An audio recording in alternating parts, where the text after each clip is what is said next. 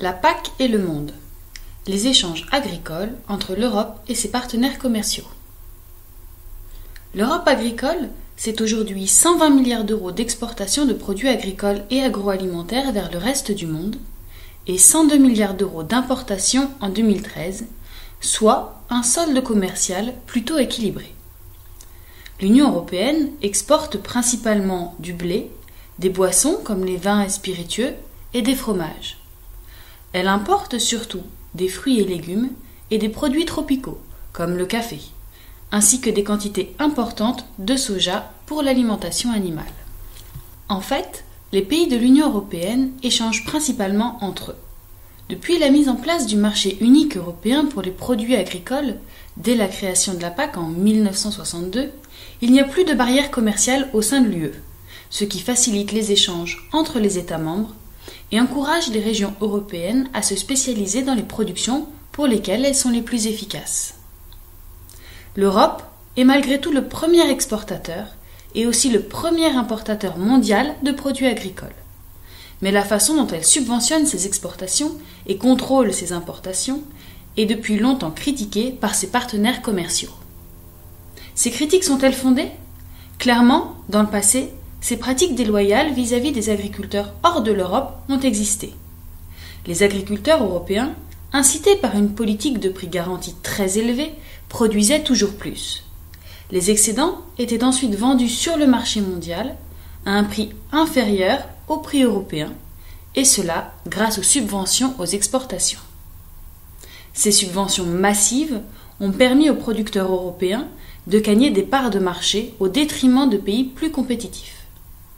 Parallèlement, et pour maintenir ces prix élevés, l'Europe pratiquait une politique de taxes sur les importations pour éviter qu'elles ne rentrent sur le sol européen à un prix inférieur au prix garanti européen.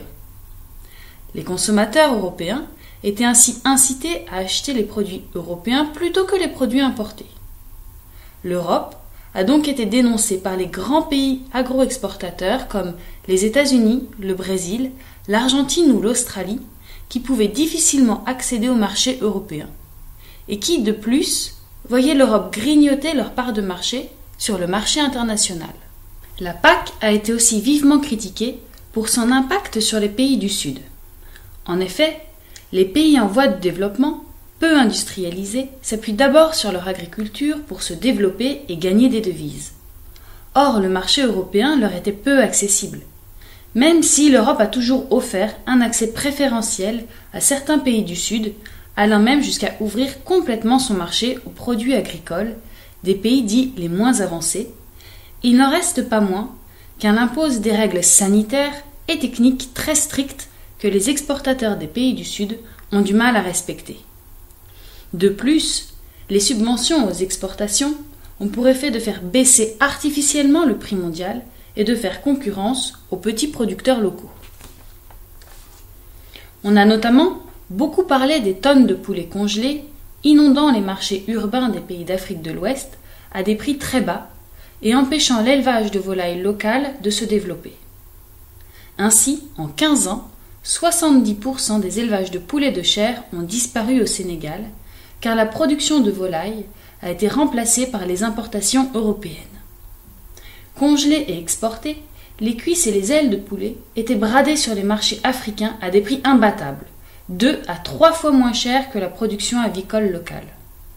La plupart des paysans ne pouvaient donc plus vendre leur production à un prix rémunérateur.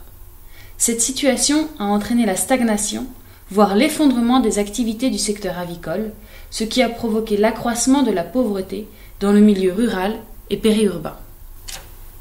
C'est à l'Organisation mondiale du commerce, l'OMC, que ce conflit s'est cristallisé. La PAC a dû se réformer pour mettre fin à ces pratiques. Depuis 1992, elle a progressivement abandonné le système des prix garantis et des subventions aux exportations et a ouvert son marché intérieur aux exportations agricoles des pays tiers. Néanmoins, les normes sanitaires, souvent plus strictes en Europe qu'ailleurs, sont encore bien présentes. De plus, l'UE maintient des protections ponctuelles sur certains produits quand elle souhaite protéger ses agriculteurs. Par exemple, afin de protéger ses producteurs de tomates, l'Europe impose la taxe sur les importations marocaines à partir du mois de juin, qui dépasse presque de 2 fois celle du reste de l'année. Cette taxe fait perdre les avantages comparatifs du coût de la main-d'œuvre marocaine. À cela s'ajoutent les frais de transport, de transit et de douane qui ramènent le coût du kilo de tomates livré du Maroc au niveau européen.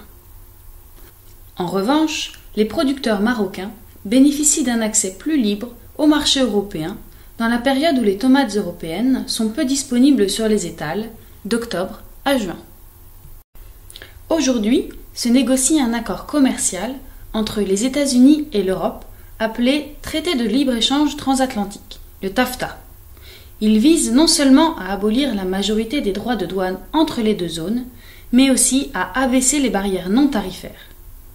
Alors que les produits agricoles ne représentent pas la majorité des échanges entre l'UE et les États-Unis, et que les enjeux pour l'UE sont surtout sur les secteurs automobiles ou les produits de haute technologie, nombreux sont ceux qui craignent des conséquences importantes pour l'agriculture. L'ouverture des marchés américains permettrait certes à l'UE de promouvoir ses produits à forte valeur ajoutée, notamment grâce à la reconnaissance des indications géographiques, comme les vins et spiritueux, le fromage, le jambon. Mais reste le risque que les États-Unis inondent le marché européen de maïs, d'aliments pour animaux et de viande. En réalité, certaines filières européennes risquent d'être fortement impactées car elles sont déjà moins compétitives que les filières américaines. Tant que se poursuivent les négociations, le contenu final de l'accord n'est pas définitif. Mais ce qui est sûr est que si les Européens souhaitent continuer à aider leurs agriculteurs pour maintenir la production de denrées agricoles de qualité et sûres en Europe, la PAC devra s'adapter pour tenir compte des conséquences de ces accords commerciaux.